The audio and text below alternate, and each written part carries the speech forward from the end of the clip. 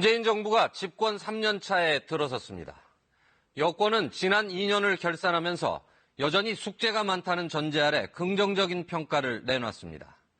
민주주의가 복원되고 국정이 투명해졌다고 자평했습니다. 반면 야권에서는 경제정책이 잘못돼 민생이 어려워졌고 국민의 기대에 부응하지 못했다는 날선 비판이 나왔습니다. 지난 한 해 정부의 성적에 관해서는 국민의 평가도 엇갈리는 양상입니다. 다만 국정 운영을 잘했다는 평가가 정부 출범 첫 해보다 줄어든 것은 대부분의 여론조사에서 공통된 결과입니다. 약속했던 정책들이 지지부진하거나 기대했던 효과를 거두지 못하고 있을 때 국민들의 평가는 박해지게 마련입니다.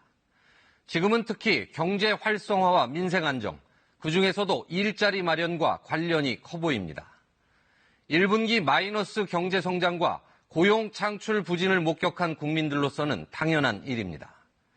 정부가 집중해야 할 부분임이 분명합니다. 안팎의 상황은 호락호락하지 않습니다.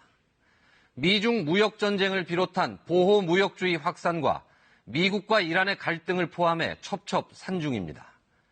국회는 지난달 개점 휴업에 이어 아직 정상화될 낌새를 보이지 않고 있습니다.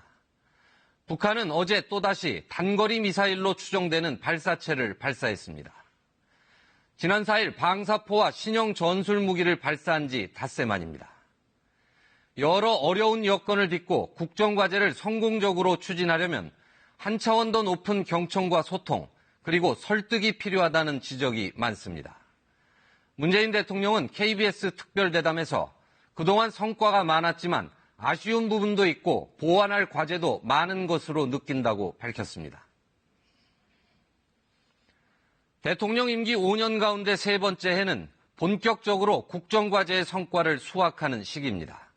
내년 4월에는 21대 총선도 치러집니다. 총선 이후 정치 지형을 예단할 수 없다는 것까지 감안하면 향후 1년은 문재인 정부로서는 매우 중요한 한 해가 될 것입니다. 뉴스 해설이었습니다.